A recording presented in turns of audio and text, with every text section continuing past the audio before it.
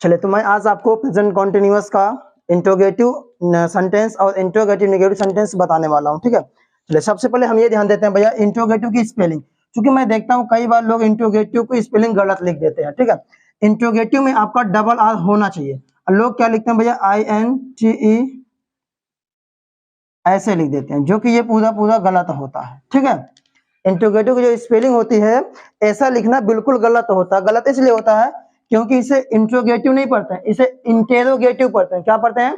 Interrogative. Interrogative, ठीक है, intro नहीं, इंटेरोगेटिव पढ़ते हैं। ठीक है, तो भैया इंटेरोगेटिव में डबल आर होता है, सिंगल आर नहीं होता है। ये बात समझ में आई है? चलिए ध्यान देना भैया। अब मैं आपको बताना चाहूँ, देखो जो प्रेजेंट कॉन्टिन्यूअस का है ये, ठीक है, किस टेंस का है ये? Present continuous. ठीक है, प्रेजेंट कॉन्टिन्यूअस टेंस का मैं बता रहा हूँ आपको। ठीक है, प्रेजेंट कॉन्टिन्यूअस का इंट्रोगेटिव सेंटेंस और इंट्रोगेटिव नेगेटिव सेंटेंस को देखो हम किस प्रकार से बनाया जाता है। ठीक है, तो सबसे पहले इसके लिए हमें क्या समझना है भैया? स्ट्रक्चर। ठीक, इसका स्ट्रक्चर क्या होता है, अगर हमें स्ट्रक्चर समझ में आ गया तो हमको आराम से हम सेंटेंस को बना सकते हैं। तो ध्यान देना, जो इंट्रोगेटिव में क्या होता है कि हिंदी शब्द में क्या सबसे पहले लिखा होता है? क्या लिखा होता है भैया? क्या सबसे पहले लिखा होता है। ठीक है, और इंग्लिश में कैसे पहचानेंगे? इंग्लिश में क्या होता है? फोन आया किसी का? फोन आ रहा क्या? और ध्यान देना, चल रहा है ना? और ध्यान देना, इंट्रोगेटिव में क्या होता है भैया? जो इंग्लिश में उसमें जो हेल्पिंग वर्ब होता है वो सबसे पहले होता है। क्या होता है? हेल्पिंग वर्ब सबसे पहले होता है। चलिए, तो इसका स्ट्रक्चर हम देखते हैं। देखो इसका स्ट्रक्चर क्या होता है। सबसे पहले कॉन्टिन्यूअस में भैया इज, एम, आर, उसके बाद सब्जेक्ट, उसके बाद मेन वर्ब में ING, उसके बाद ऑब्जेक्ट, फिर क्या लगाना है? क्वेश्चन मार्क लगाना। ठीक है, ध्यान देना भैया, मैंने आपको बताया कि सबसे पहले आपको इज एम आर लगाना। ठीक है, इज एम आर जो होता है ये हेल्पिंग वर्ब होता है। क्या होता है? हेल्पिंग वर्ब होता है। अगर आपसे कोई पूछ ले कि प्रेजेंट कॉन्टिन्यूअस में कौन कौन से हेल्पिंग वर्ब होते हैं, तो आपको बताना भैया इज एम आर, यही तीन वर्ड जो प्रेजेंट कॉन्टिन्यूअस का हेल्पिंग वर्ब होता है। ठीक है, और ये डिपेंड किस पे करता है? सब्जेक्ट पे। ठीक है, अगर सब्जेक्ट ही, सी, इट रहेगा या किसी एक व्यक्ति का नाम आ जाएगा, ठीक है, तो इसके साथ कॉन्टिन्यूअस में क्या लगता है? इज लगता है। और जब सब्जेक्ट आई आ जाए तो आई के साथ क्या लगाना है? एम लगाना है।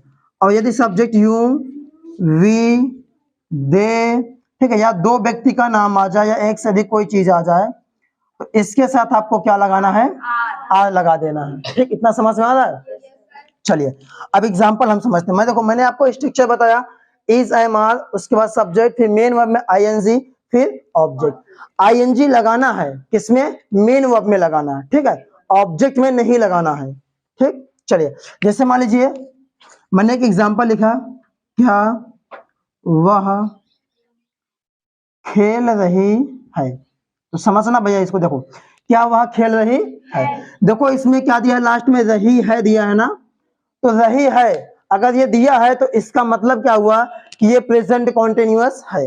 अगर ये प्रेजेंट कॉन्टिन्यूअस है और देखना सबसे पहले क्या लगा है? क्या वर्ड लगा ना, सबसे पहले इसमें क्या लगा? क्या अच्छा लगा, क्या शब्द लगा हुआ है, तो इसका मतलब क्या हुआ? ये इंट्रोगेटिव सेंटेंस हो गया। अगर ये सेंटेंस इंट्रोगेटिव है तो इसका जो स्ट्रक्चर बनेगा ये वाला बनेगा। ठीक, इसके अनुसार इसको आपको रख देना है। सबसे पहले क्या लगाना है? इज, एम, आर, तीनों में से कोई एक लगाना है। उसके बाद सब्जेक्ट लगाना है, सब्जेक्ट के बाद मेन वर्ब में ING लगाना है, उसके बाद ऑब्जेक्ट लिखना है, ऑब्जेक्ट के बाद क्वेश्चन मार्क लगा देना है। ठीक, चलिए अब ये बताओ इसमें हेल्पिंग वर्ब, इसमें मेन वर्ब कहाँ पे है? खेलना। खेलना क्या भैया इसका? मेन वर्ब है। सब्जेक्ट कहाँ पे है? वह है। और कुछ है इसमें? नहीं है। ठीक, तो हमें मेन वर्ब भी मिल गया, सब्जेक्ट भी मिल गया। अब देखो इसको हम बड़े आसान से बनाते हैं। कैसे बनेगा? देखो सबसे पहले इसमें इज, एम, आर रखना है। मैंने बताया इज, एम, आर जो होता है वह सब्जेक्ट पे निर्भर करता है। अगर सब्जेक्ट यहाँ पे वह है ना भैया, तो वह की अंग्रेजी क्या होती है? ही होती है। अगर सब्जेक्ट देखो ही रहेगा तो हेल्पिंग वर्ब क्या आएगी? इज आएगा। क्या आएगा?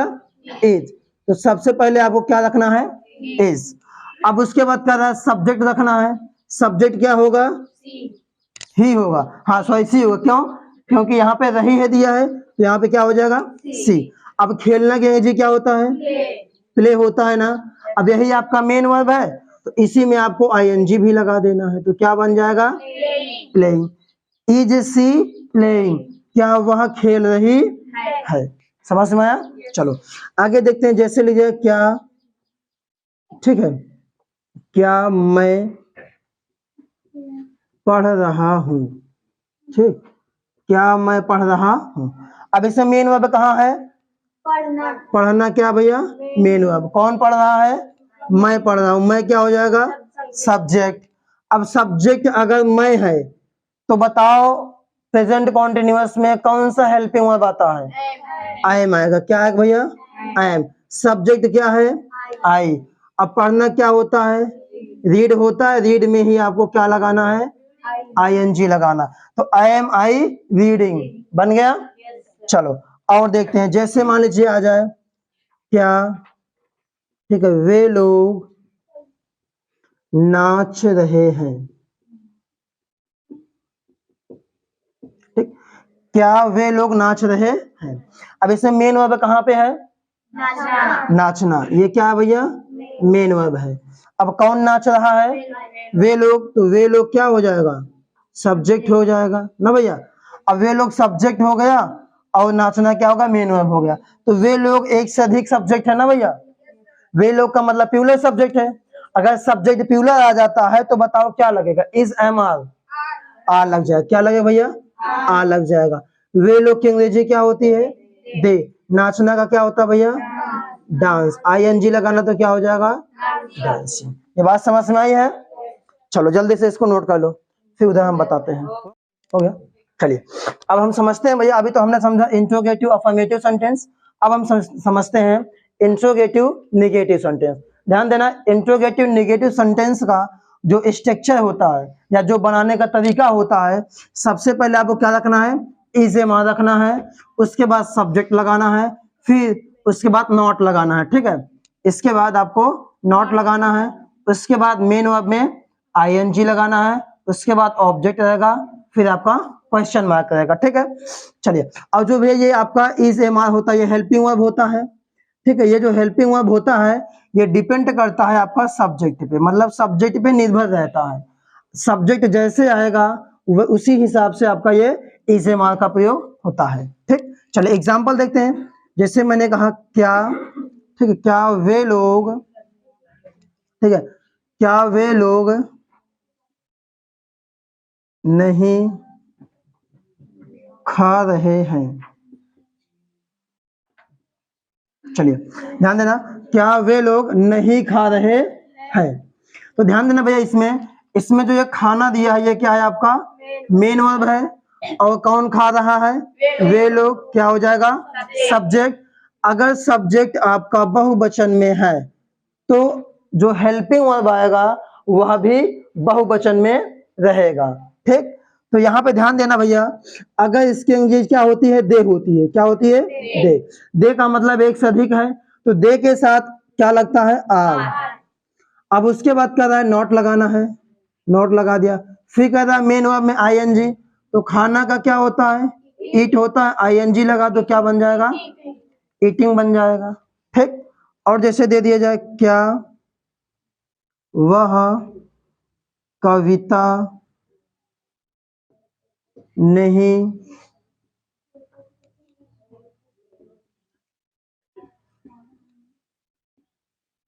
ध्यान देना, क्या वह कविता नहीं पढ़ रही है। यहाँ पे ध्यान देना भाई, जो पढ़ना है ये क्या है? आपका मेन वर्ब है। कौन पढ़ रहा है? वह पढ़ रही है। वह क्या पढ़ रही है? कविता पढ़ रही। कविता आपका ऑब्जेक्ट हो गया। तो देखो यहाँ पे रही है लिखा है भैया, इसका मतलब प्रेजेंट कॉन्टिन्यूअस है। अगर प्रेजेंट कॉन्टिन्यूअस है तो ध्यान देना, सबसे पहले यहाँ पे इज आएगा, इसके बाद यहाँ पे वह लिखा है, लास्ट में रही दिया है, इसका मतलब स्त्रीलिंग है, तो यहाँ पे क्या हो जाएगा? सी। सी के बाद आपको नॉट लगाना है। फिर देखो पढ़ना लिखा है तो क्या हो जाएगा? रीडिंग, ठीक। उसके बाद कविता लिखा है तो ए पोएम। देखो हमारा सेंटेंस बन गया। क्या बना? Is C not reading a OM, ठीक है। और देखते हैं भैया, जैसे क्या वे लोग, ठीक, क्या वे लोग मैदान में नहीं खेल रहे हैं, क्या वे लोग मैदान में नहीं खेल रहे हैं। तो भैया देखो यहाँ पे जो खेलना है ये क्या है आपका मेन वर्ब। कौन खेल रहा है, वे लोग सब्जेक्ट हो गया। कहाँ खेल रहे हैं, मैदान में, अदर वर्ड हो गया, ठीक है। ये देखो निगेटिव वर्ड नहीं भी दिया है, तो सबसे पहले आर लिखना है, आर के बाद आपको दे लगाना है, ठीक है। दे के बाद आपको नॉट लिखना है। खेलना का क्या होता है, प्लेइंग होता है, ठीक। मेन वर्ब है, इसमें ध्यान देना, मेन वर्ब में ही हमको ING लगाना है। उसके बाद मैदान में दिया है तो इन द ग्राउंड या इन द फील्ड दोनों कर सकते हो, क्वेश्चन मार्क लगा देना है, ठीक है। और जैसे लिख दिया जाए, क्या तुम लोग, ठीक है, ध्यान देना भैया, क्या तुम लोग कक्षा में नहीं बोल रहे हैं, नहीं बोल रहे हो, ठीक। ध्यान देना, क्या तुम लोग कक्षा में नहीं बोल रहे हो। ध्यान देना भैया, यहाँ पे जो बोलना है ये क्या है आपका मेन वर्ब है। कौन बोल रहा है, वे लोग बोल रहे हैं, सब्जेक्ट होगा। कहाँ बोल रहे हैं, कक्षा में, तो अदर वर्ड हो जाएगा, ऑब्जेक्ट नहीं है, ठीक है। अब समझना, यहाँ पे तुम लोग दिया भैया, तुम लोग का मतलब एक से अधिक है, तो तुम लोग के अनुसार यहाँ पे हेल्पिंग वर्ब आर आएगा। उसके बाद आपको यूं लगाना है, फिर नॉट लिखना है, फिर बोलना का क्या होता है भैया, स्पीकिंग होता है। उसके बाद कक्षा में है तो इन द क्लास हो जाएगा, इन द क्लास। चलो, आप सबको समझ में आ भैया। चलिए, तो आज मैं आपको यहीं तक समझाऊंगा, इसके बाद